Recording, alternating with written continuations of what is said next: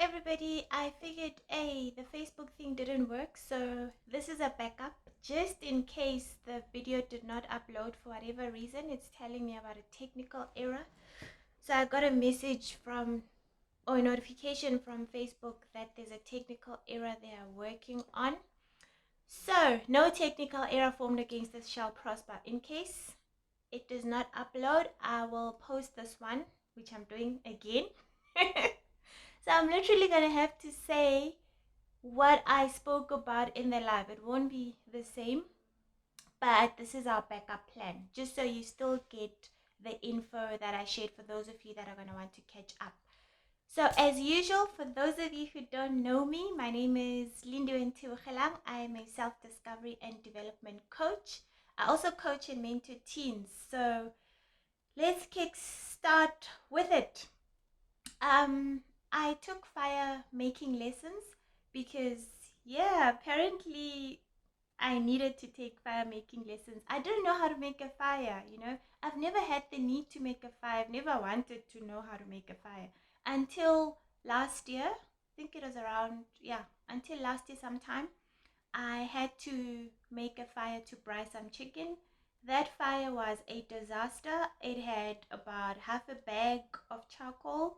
Yes, I thought you need that much charcoal for the fire, for the meat, guys. So there was about half a bag of charcoal in there. There was lots of cardboard. Because when I see the guys in the streets and they're making a fire, there's always cardboard there. So I thought, hey, for a fire, you need lots of cardboard. So there's lots of charcoal, lots of cardboard. Oh, and I had this black candle, right? So I had figured, you know what, this black candle, I'm never going to burn a black candle in my life. It just sounds wrong. Just the color. Anyway, we're not talking candles today. Yeah, but I knew that I'm never going to use that black candle. So it's wax, mos. It burns. I figured I'll just throw it in the fire as my, what do they call it? Fire lighter. You know fire lighter. I think that's what it's called. Those white things, those wax pieces they put on the fire prep where they're gonna make a fire, and then it helps to catch the fire instead of pouring some sort of petrol or diesel. Yeah, your fuel. That white thing. I had the black candle, so I thought I'll use that. Needless to say, that didn't work. It was a huge disaster. The chicken ended up going to the oven, thanks to technology. So now this time around, about 2-3 weeks back, I had to make umqombothi. Now normally when I make my umqombothi, it's just for fun, man. So I make it on the gas stove. Like, heat is heat. I just need the porridge to cook, right? But this time around, there was strict protocol. It had to be on the fire. And your girl over here does not know how to make a fire. But because I'm always supported, you know how I always say that whatever you require, you are always supported. And this played out very well in my life in this instance because I was really supported. I had a helper. I love her to bits. She knows how to make a fire. Hey, that woman is a pro. The way she was talking about fires, I looked at her and thought, hey. Like, the literature that I'm getting here about fire making, this woman is a pro when it comes to fire making. So, the Zibinki in me initially thought, nah, fam, I can do this, man. I mean, fire can't speak, kind of. So, man, right? And then I thought, no, I don't have the time or the luxury to be figuring out how to make a fire. Just now, that fire doesn't heat up the way it's supposed to, and the porridge is a disaster, then the beer is a disaster. I cannot afford disasters with this. This umqombothi has to make the pots to happen. It has to, have that kick, the thing. And the porridge has to be perfectly cooked for that. So I asked her to help me make the fire. So outside our house, I had always looked at this spot and I'd always thought to myself, this would be a perfect spot for a fire, for cooking with the 3-foot. I mean, my parents gave me a 3-foot, so now I'm excited using this 3-foot pot. So I'd always looked at it and thought, I won't need to balance it with bricks and that 3-foot thingamabob that you put a pot on, or that you put a kettle on. I forgot what it's called. It looks like a triangle with like stands or feet. Yeah, 3 foot something.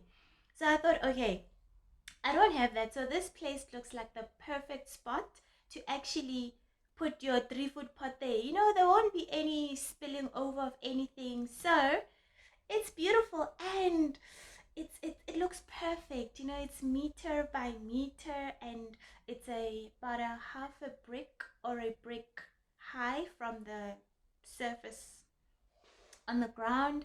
You know, so even when you look at it, man, when you look at your pot there, I have put my pot there and it looked beautiful. There was no fire. I was just testing.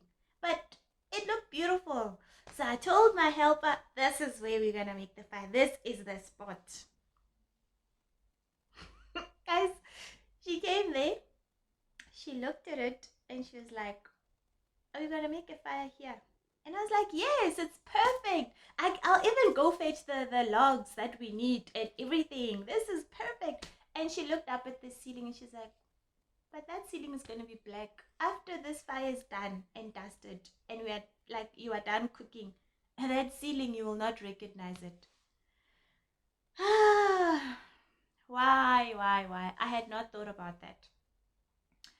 So, even with the things that give us results, we sometimes have to think about the space in which we are in. You know, where are you going to do what you need to do, the space? And is that space conducive to what you are trying to do and the results you are trying to get, right? So I'll get into that in a few minutes.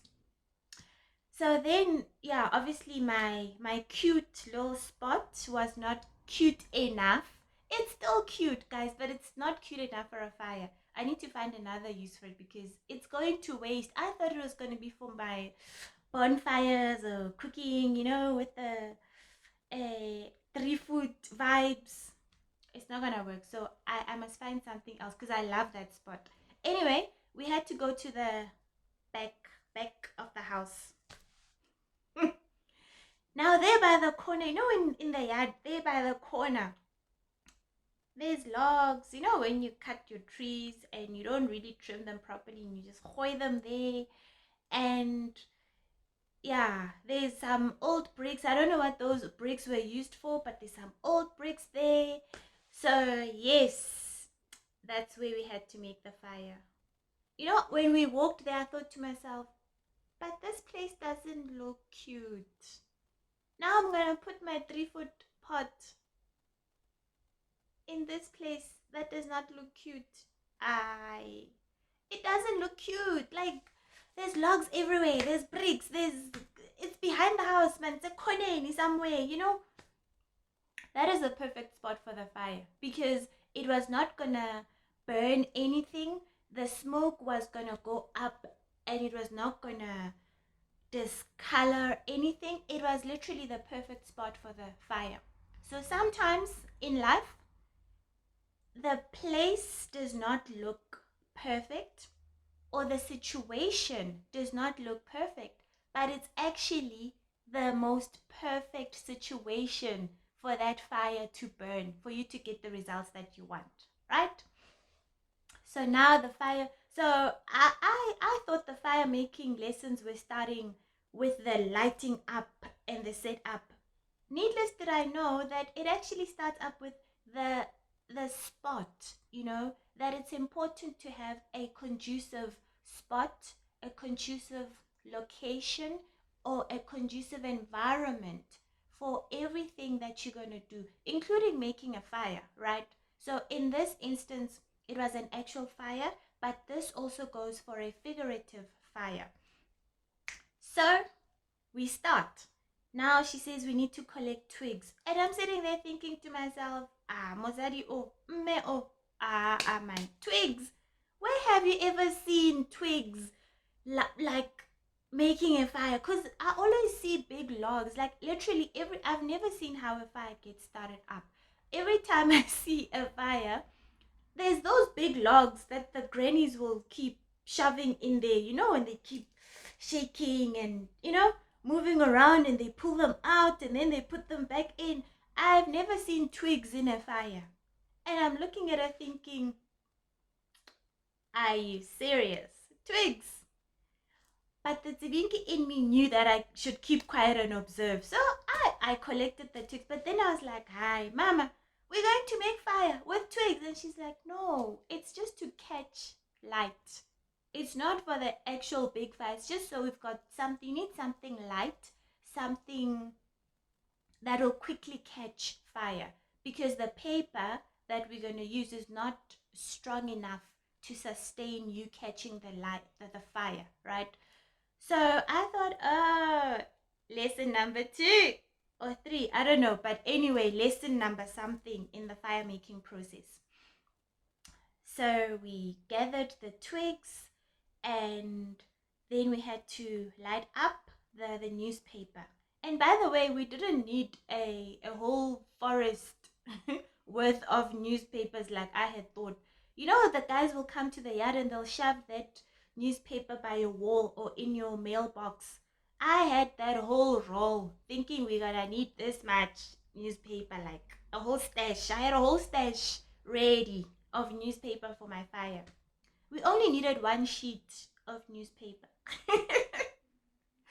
So sometimes we waste resources unnecessarily. You know, if it was me, I would have lined up those papers, I would have squished them up, made balls.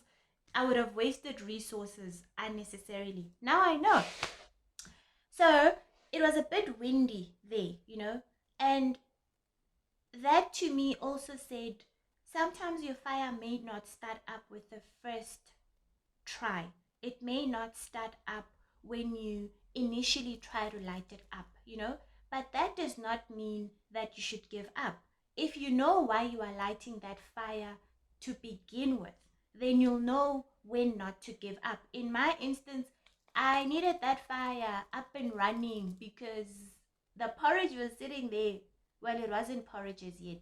The mixture, I don't know what it's called in English. Yes, but that mixture was there waiting to be cooked, and I needed that fire. There was no way I was gonna serve, like there was no way around it. That fire had to happen by fire, by force. The fire had to happen.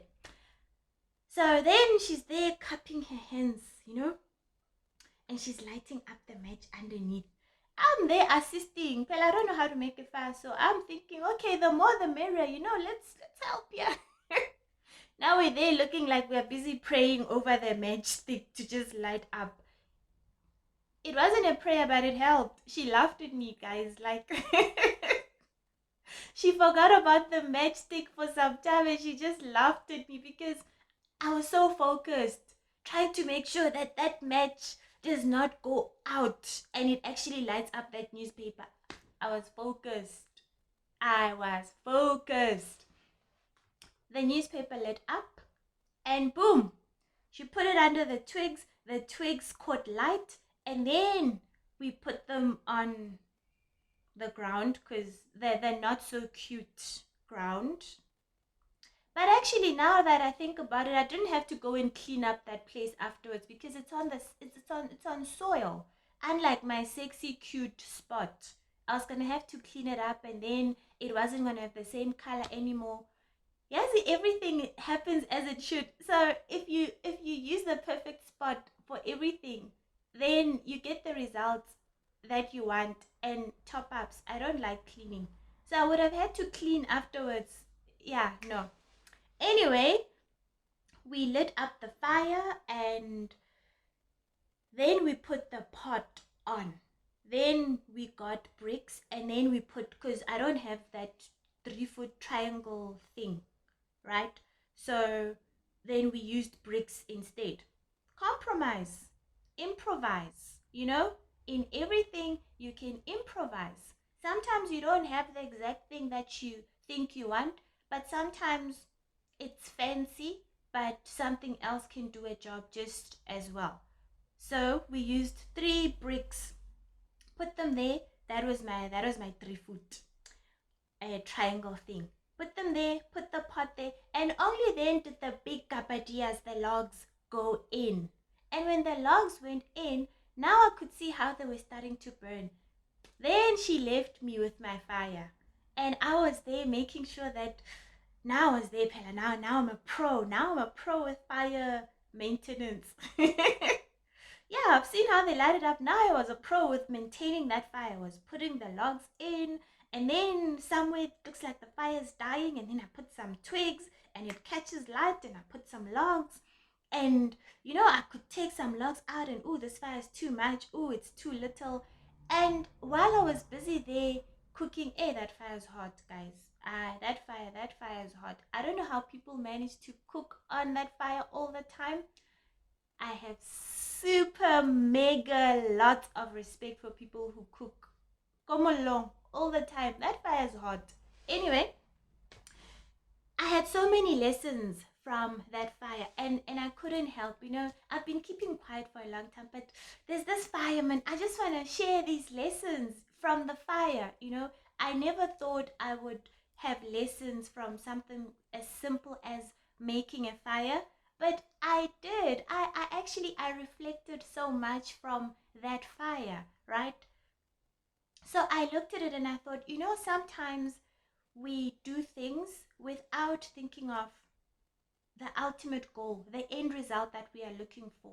So in this instance, my ultimate goal was to have cooked, well cooked porridge for my beer, right? And in order for me to have that, I needed the fire.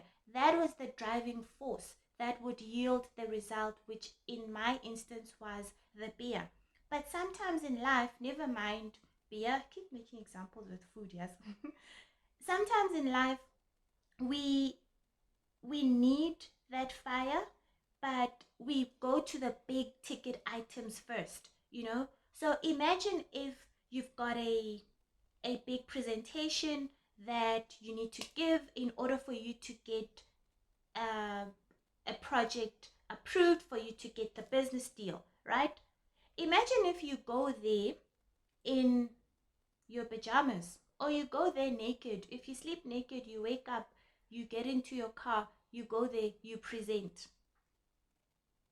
Would you be able to present for a big project that you want a business deal from naked? We've gotten accustomed to getting dressed, to being clothed in public, so chances are you wouldn't. So the twigs would actually be you getting out of bed, you mentally preparing yourself, maybe meditating or praying, but getting yourself in the right zone mentally, emotionally, spiritually for that presentation. You would go and take a bath or a shower. You would get dressed, you would moisturize, you'd put on your cologne or your perfume, you'd put on that outfit that gives you the confidence, and you'd go and you'd give your presentation, and you'd get feedback and get the project and get the business deal. But if you had not gotten out of bed, you would not even get the business deal, because the business deal required a presentation, and a presentation required you to get there. For you to get there, you had to get dressed, you had to get take a bath, moisturize. If you like putting on makeup, put on makeup, fix your hair, you know maybe you even get a haircut before the day before, or you compile the presentation. Sometimes there's certain presentations that you need to compile before you get there and present. Some of them you just rock up and, yeah, Holy Spirit tells you what to say. But sometimes you have to have something physical, tangible. You're not gonna go and talk business deal from your head. Maybe you need to present numbers. You might not remember all the numbers from your head. So what would you do? You'd present them up front in whatever shape or form, whether it's on a chart, whether it's on a PowerPoint presentation, in whatever shape or form, you would go and actually have a physical presentation prepared before you go, right? So that physical presentation would then be your log, right? That you're going to use to actually keep the fire burning in that meeting, that facilitates your discussions, right? But you getting dressed, you taking a bath, you driving or walking there, but you actually getting there is the twigs. That taking a bath or a shower, it looks so insignificant, you don't even think about it. But it's what kickstarts the process. It's what catches light, because yes, you could have had the spark, which is the idea that I want to go and be part of this project. I want to do this presentation. But very few people will do a presentation naked, let's be honest, right? Taking a bath, getting dressed, meditating, praying, psyching up yourself to make sure that you are in the right frame of mind for that presentation, You're not going to get to a presentation and start crying because your cat ate your homework, right? So sometimes we need to be aware of the different stages of our fires, what drives you, because sometimes, even if we look at relationships, sometimes you see that hot person, you're like, oh, this person is hot, right? And yes, there's that spark, but do you actually want a fire with this person? What do you want to create with this fire? So, do you want to have a relationship with this person? What are you going to achieve from a relationship with this person? What do you want to get out of this relationship? How will this relationship benefit you? How will this relationship benefit the other person? What will you get? What will you give? Right? Because not every match that is lit and it sparks is meant to start a fire.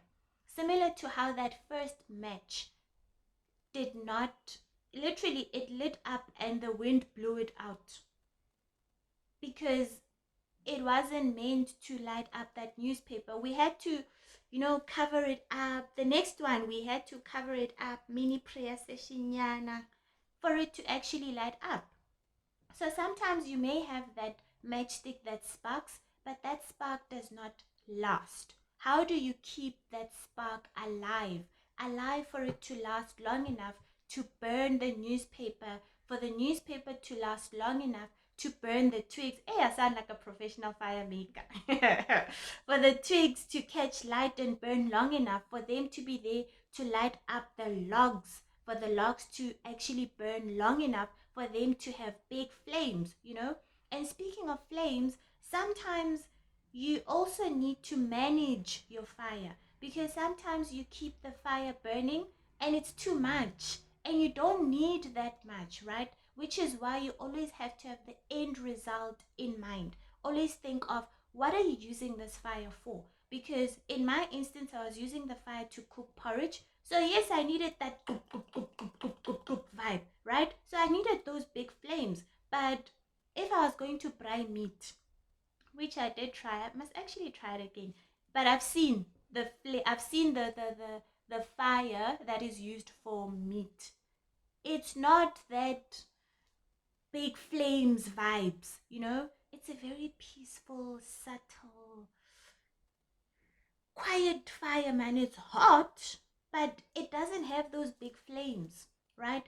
So if you know your end result, you'll know that if I'm going to fry meat here, I'm not going to need big flames. So I'm not going to keep adding logs and twigs and have this fire have flames that are big and almost the size of my ankles. No.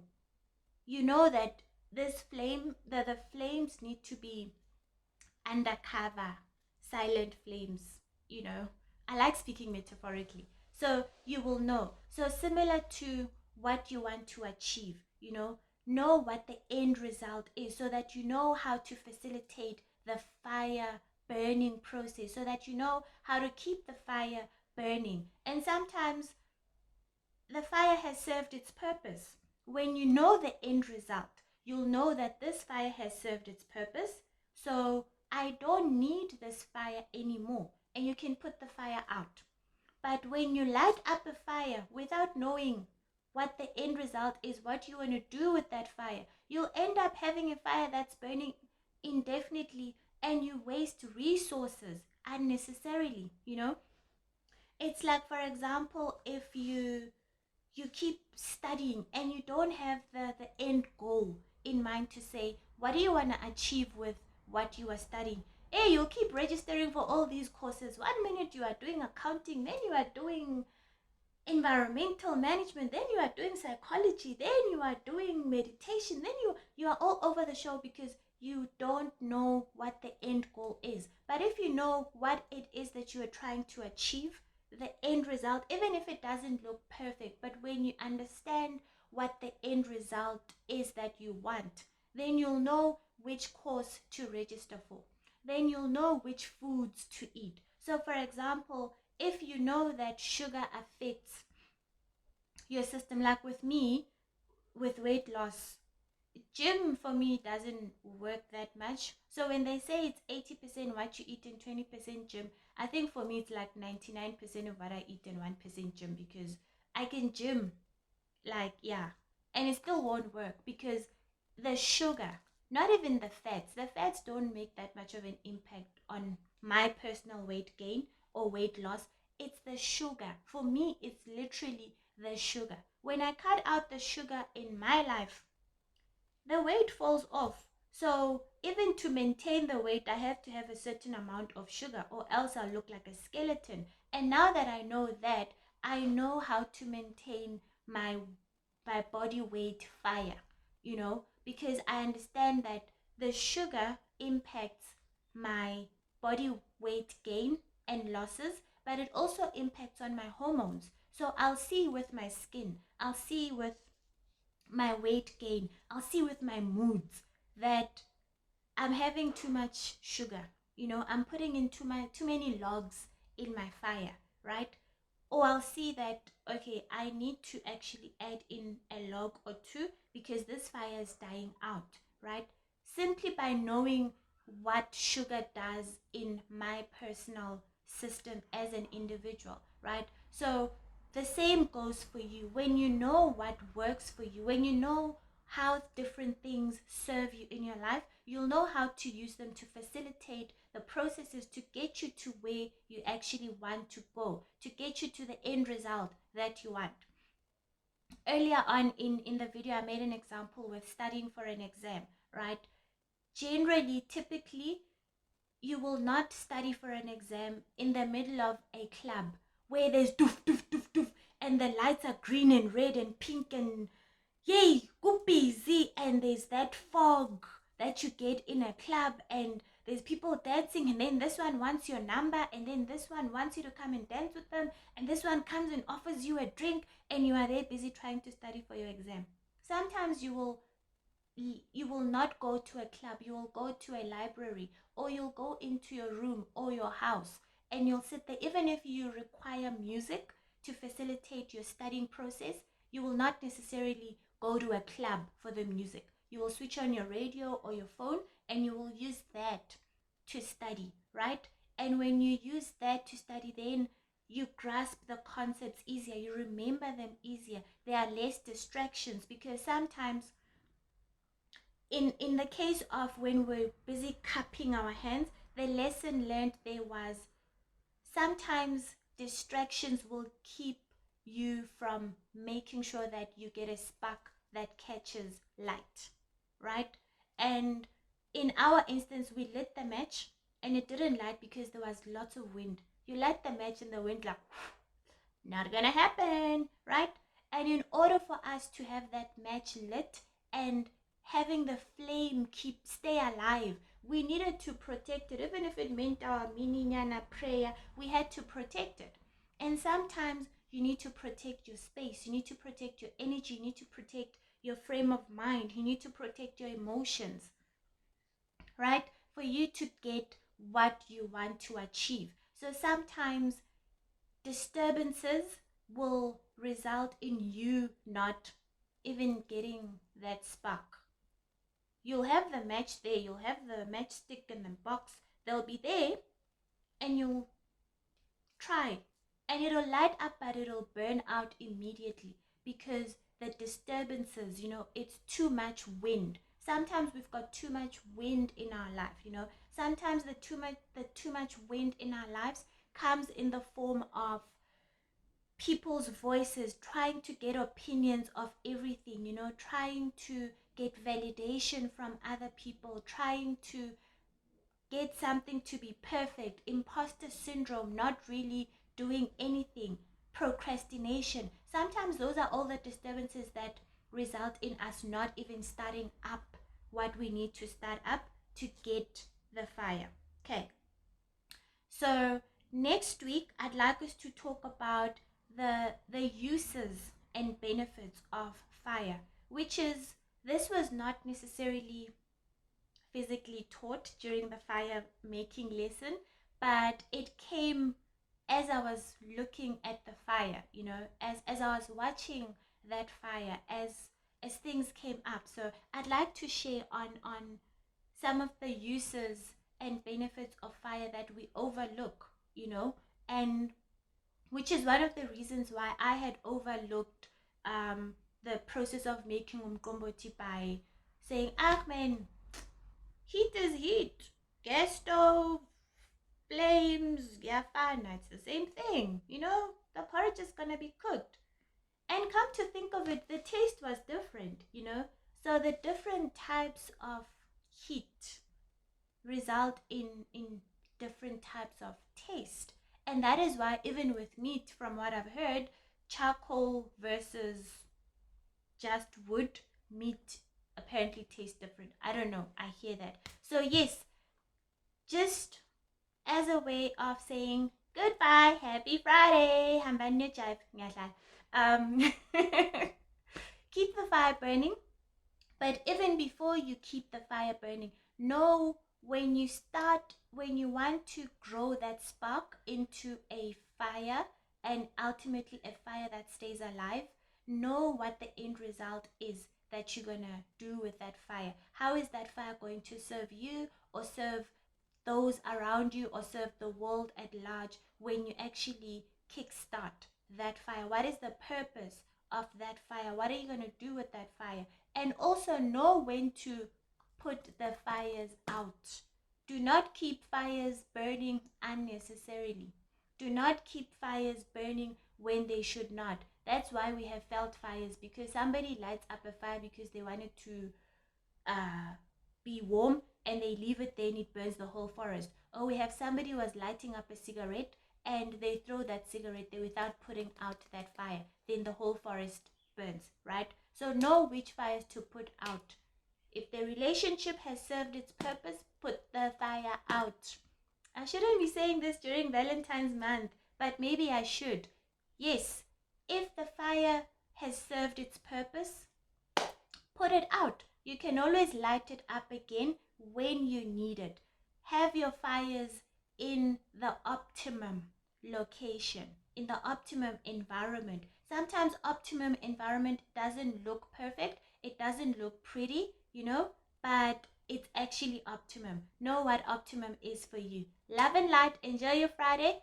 I think this works better than the live, so I'll probably post this on my YouTube channel, Precious Lindiwe Ntibukhalang, and my Facebook, which is the same name, so that it's easier to look at. Yeah, that whole 2 videos don't is not gonna work, so I'll post this on my YouTube channel. Please click subscribe and please click like, and I'll see you next week. Mwah! Love and light. Ooh.